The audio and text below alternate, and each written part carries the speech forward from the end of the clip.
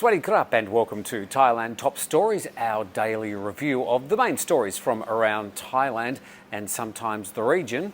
What do you think? A bit too early? Well, it is December the 1st. It certainly needs a little bit of love and we hope to add some extra baubles over the next few weeks. But for now, let's start off with today's main news stories.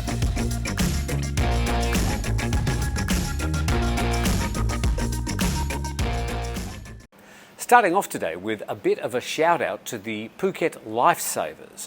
The annual funding game is on in Phuket for the island's lifeguards again. Each year the paid lifeguards are threatened with pay cuts or new contracts, and each year the lifeguards take to the media, talks are held and things go back to normal, usually after months of stress and hassle, and threats of course to the safety of swimmers along Phuket's coastline. Well, it's on again with a post yesterday from the Phuket Nai Han Surf Lifesaving Club saying that from today they won't be patrolling the beaches anymore. Now, maybe there's a lack of tourists or some other issues bringing this matter to a head this year, but to have the southern beaches of Phuket without lifeguard patrols during the most popular time of the year is downright absurd. Phuket's got enough problems without having a few high-profile drownings to add to its woes. To be clear, over the last decade, there could be 30 to 50 drownings a year along Phuket's coast and hundreds of close calls that were only prevented because of the trained lifeguard services. We've reached out to the lifeguard service for comment and hope that sanity prevails again in this annual funding dance. Meanwhile, if you are enjoying a swim at Yanui or Nai Han beaches, my favourite beaches on the island, you're on your own from today. Stay safe. To the Thailand pass, and Omicron has scuttled last Friday's easing of arrival formalities. Thailand will continue using the PCR method to screen arrivals for COVID as a preventative measure to keep Omicron out. Of course, that's assuming it's not already here in Thailand, but the Public Health Ministry has already assured Thais that it's not. The reversal on the order to switch to rapid antigen tests for arrivals will be published in the Royal Gazette today or tomorrow. The bottom line for all of this is that for now, the three options to re-enter Thailand are steady as she goes, just like in November when there's a test and go option for fully vaccinated arrivals. This applies to people from 63 low-risk countries. A sandbox method where you're restricted to a region for 7 days, and then a quarantine arrival scheme for unvaccinated travellers where you get the pleasure of paying for 10 days of quarantine at your cost. But be ready for just about anything, as there's still a lot more to learn about Omicron. And be careful what you're reading about Omicron on social media, because the world's leading medical authorities don't know a lot about this new variant at this stage, let alone the keyboard scientists. On a related matter, PM Prayut Chan-o-cha will make a decision about whether Thailand will be forced back into any further restrictions if Omicron is detected in the country. The Deputy PM and Energy Minister yesterday said that the Cabinet had instructed relevant agencies to monitor the situation closely, while the Public Health Ministry will assess any further easing or additions of restrictions in 2 weeks' time. But we are glad to report the Cabinet did not discuss a lockdown, but did consider tougher measures to detect the virus. The government remains concerned about illegal migrants sneaking into the country across the country's 2,500 kilometre long border with Myanmar, as well as the other natural crossings from neighbouring countries. A spokesperson also specifically addressed the thorny nightlife and bar reopening issues, stating that they may be allowed to reopen on January the 16th if the Omicron strain is not detected.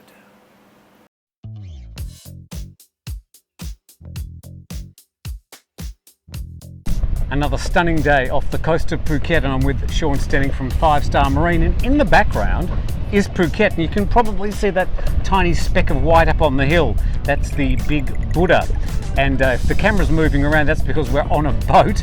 So Sean, we're just like, what, less than an hour off the island of Phuket? Literally 20 minutes from the pier right here at Kok Kai. So really, like, for me, this is just the perfect small half day or even full day trip to just go out and test yourself on the sea. If you've never been out before, the sea's calm. You know, we've just come here ourselves and you could attest that the sea's nice and flat. Flat.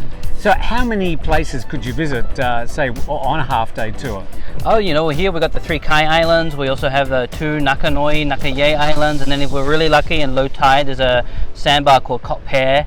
It's a beautiful sandbar, only available at low tide. So if you're sort of looking for that sunset shot, the walking along the deserted beach and the champagne sunset and all that, you can do that literally within a half-hour ride of Phuket. Exactly right. All right, so Thailand is opening up.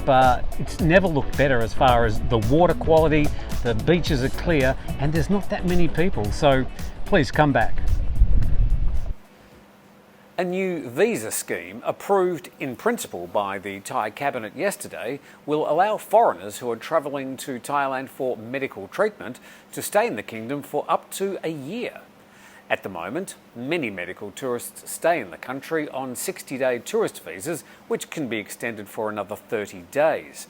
Under the new visa scheme, medical tourists will need to provide a bank statement showing they have at least 800,000 baht in their account to cover their treatment costs in Thailand.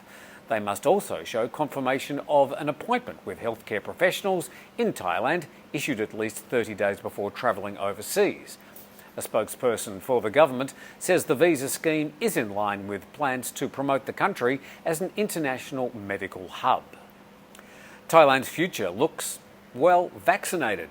More and more venues and events are embracing the government's COVID-free guidelines, which call for not only staff but also customers to be fully vaccinated or test negative for the virus to be considered a COVID-free zone. Bangkok's Khao San Road was blocked off the other weekend, with bouncers checking documents and digital vaccination records. Now, other venues, even some gyms and fitness studios in Bangkok, have started requiring proof of vaccination or an ATK at the door.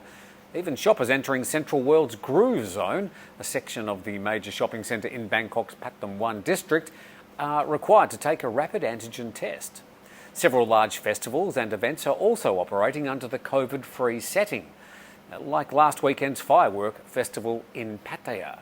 And to fly domestically, airlines are asking for vaccination certificates, but in some cases will accept a PCR test taken within 72 hours before departure.